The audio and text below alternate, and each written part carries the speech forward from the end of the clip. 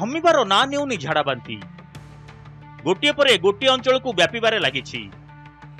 बरगढ़ जिला अत्ताबिरा ब्लॉक हिरलीपाली रे 60 जन झाड़ाबांती रे आक्रांत। स्थिति एते गंभीर जे एक स्वतंत्र शिविर करी लोकन को चिकित्सा करा जाउछि। अवस्था गुरुतर हेबारु 7 जन को बुर्ला पठा जाइछि। बरगढ़ सीडीएमओ ग्राम्य जल जोगाण विभाग सहकारी जंत्री स्थिति अनुधान करिसंती। आशाकर्मी घर को घर बुली सचेतन कराइबा सह औषध देउचंती एवं ब्लीचिंग पाउडर सिंचन करुछंती। दूषित पानीय जल जोगु झाड़ाबांती होइथाई पारे। खोर्धा जिला जटणी अंचलर रानीपुर रे बढ़ुछि आक्रांतक संख्या। 5 रु 6 दिन रे 16 रु अधिक लोक झाड़ाबांती रे पीड़ित होइछंती। 4 जन को खोर्धा जिला चिकित्सालय रे भर्ती करा जाइछि। गाँव रे स्वास्थ्य विभाग टीम पहुंचीथिले मध्य पूरापूरी नियंत्रण को आसी नाही। पीड़ितों संख्या वृद्धि पाइथिबारु चिंता प्रकाश पाइछि। एपरिकी लोके अन्य कहा घर को जीवाकू डरुछंती। आगरु केबे एमिति स्थिति देखा दे नथिबा कहिसंती गाँ लोके। सेहिपरि पुरी जिला कोणास अंचल रे भी थमी नाही झाड़ाबांतीर प्रादुर्भाव। 9 दिन हेलाणी अनेक गाँव रे एही रोग व्यापीछि। सेही गाँ गुड़िक हला तुलसीपुर, परमला और नुआपड़ा। मोट 19 जन आक्रांत कोणास गोष्ठी स्वास्थ्य केन्द्र रे भर्ती होइथिले। एबे मध्य 3 जन हॉस्पिटल रे अछंती। पुरी जिलापाल चंचल राणा जगन्नाथपुर गाँ को जाई स्थिति अनुध्यान करिसंती।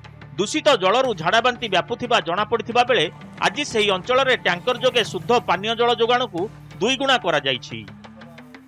कौन आमको भारी भय हो गलानी। गोड़ा तो मैंने थरुची तो लोक जो नहीं जाऊँ आम्बुलांस कौन करूँ। काली राति 12टार 4 जन गले मेडिकल। कौन पे आम जानवर डॉक्टर भी सियोर होना मैंने जलवायु ना आम प्रदूषण से आम जापर समस्त भय भर अच्छा। जेहेतु आम गाँव गोटे लोक मृत्युवरण एदेले लोक अधिक भय है। विशेषकर पानी जेहेतु प्रोब्लेम रोचे से डायरिया अधिक होची।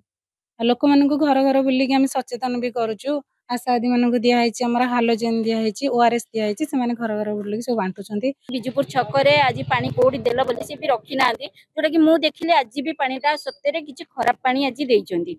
आउटा कौटू आसी कौन तो तदंत करें सफिसीयंट पानी भी जोगाऊँ। अच्छा 3 जन बुर्ला अच्छा गोटे बरगढ़ रेफर है आउ बाकी जेन अच्छा होम ट्रिटमेंट कंडीशन स्टेबल अच्छे। आज नुआ केस 6टा हिस्सा।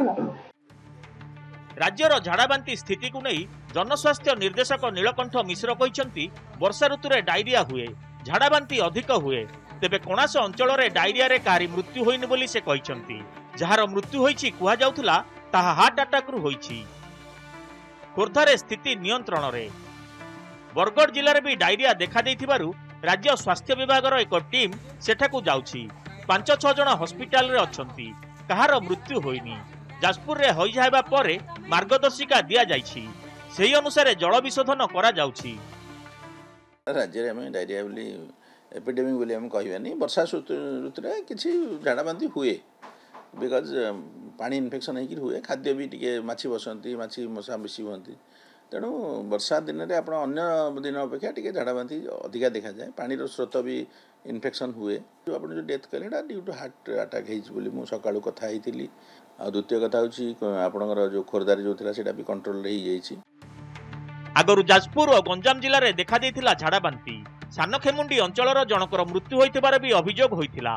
दिगपहंडी ब्लॉक रे भी मृत्युर अभियोग आसीथिला।